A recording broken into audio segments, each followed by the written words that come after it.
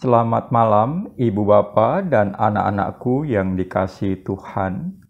Kembali kita berjumpa dalam doa malam Kamis 31 Maret 2022. Mari kita berdoa. Ya Tuhan, sebelum kami beristirahat dalam tidur malam hari ini, perkenankan kami untuk merenungkan sabda-Mu. Amin. Bacaan Alkitab hari ini, malam ini, Filipi pasal 2, ayat 19 hingga 24. Tetapi dalam Tuhan Yesus kuharap segera mengirimkan Timotius kepadamu, supaya tenang juga hatiku oleh kabar tentang hal ihwalmu. Karena tak ada seorang padaku yang sehati dan sepikir dengan aku, dan yang begitu bersungguh-sungguh memperhatikan kepentinganmu. Sebab semuanya mencari kepentingannya sendiri, bukan kepentingan Kristus Yesus. Kamu tahu bahwa kesetiaannya telah teruji, dan bahwa ia telah menolong aku dalam pelayanan Injil sama seperti seorang anak menolong bapaknya. Dialah yang kuharap untuk kukirimkan dengan segera, sesudah jelas bagiku bagaimana jalannya perkaraku. Tetapi dalam Tuhan aku percaya bahwa aku sendiri pun akan segera datang. Bapak, Ibu, dan anak-anakku sekalian, inilah harapan Paulus. Tetapi dalam Tuhan Yesus kuharap segera mengirimkan Timotius kepadamu, supaya tenang juga hatiku oleh kabar tentang hal ihwalmu. Paulus merasa perlu mengirimkan Timotius untuk melayani warga jemaat di Filipi. Timotius dikirim bukan tanpa alasan. Pada hemat Paulus, Timotius adalah pribadi yang sehati dan sepikir dengannya. Tak hanya itu, Paulus percaya bahwa Timotius memiliki kerinduan yang sama dengannya berkait jemaat di Filipi. Jelaslah di mata Paulus, Timotius adalah pribadi yang satu hati, satu pikir dengannya. Bapak, Ibu, dan anak-anakku sekalian, sehati itu masalah rasa, dan sepikir itu masalah pikiran. Kita tahu bahwa hanya mengutamakan pikiran saja, benar atau salah, maka hubungan sering menjadi kaku. Karena segala sesuatu harus bisa diukur berdasarkan akal budi.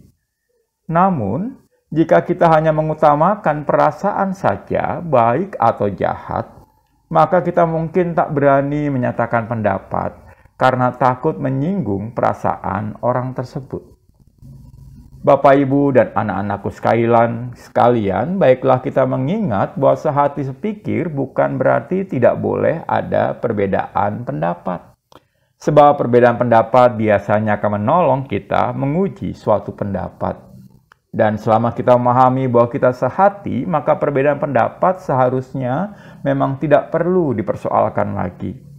Masalahnya sekali lagi adalah tak sedikit orang yang berpikir bahwa kalau ada orang yang menentang pendapatnya, pasti orang itu tidak begitu suka dengannya. Nah, inilah yang harus kita kembangkan. Sehati, sepikir tadi. Kesehatian akan menolong kita untuk yakin bahwa ini memang untuk kepentingan bersama. Menarik disimak sekali lagi Bapak dan Ibu, juga anak-anakku sekalian, Paulus menyatakan bahwa Timotius begitu bersungguh-sungguh memperhatikan kepentingan jemaat Filipi. Nah, dalam perbedaan pendapat agaknya ini bisa kita jadikan batu uji. Kepentingan siapa yang hendak diutamakan. Juga dalam kehidupan berjemaat, juga dalam kehidupan berkeluarga. Kepentingan siapa yang hendak diutamakan. Bahkan Paulus mengajak bahwa yang seharusnya diutamakan dalam kehidupan berjemaat bukanlah kepentingan umat, bukan pula kepentingan majelis, tetapi kepentingan Kristus Yesus. Kalau dalam keluarga bukan kepentingan anak atau orang tua saja, tetapi kepentingan Allah. Konflik dalam kehidupan jemaat seringkali terjadi karena kita merasa bahwa ini kepentingan umat, walaupun segelintir adalah hal yang utama. Lebih bahaya lagi kalau ada orang yang lebih mengutamakan kepentingan majelis. Paulus mengingatkan bahwa yang harusnya diutamakan adalah kepentingan sang kepala gereja, Kristus Yesus.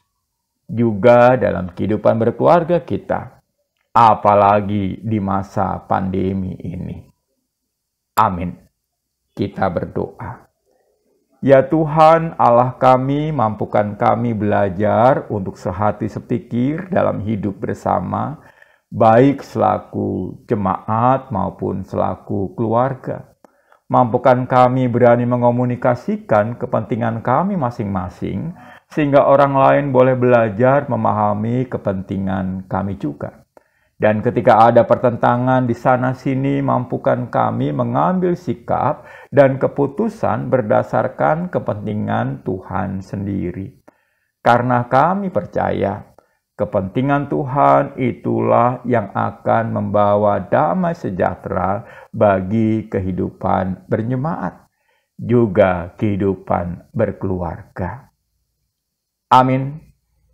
Bapak, Ibu, dan anak-anakku sekalian, kita sudah berdoa bersama malam hari ini.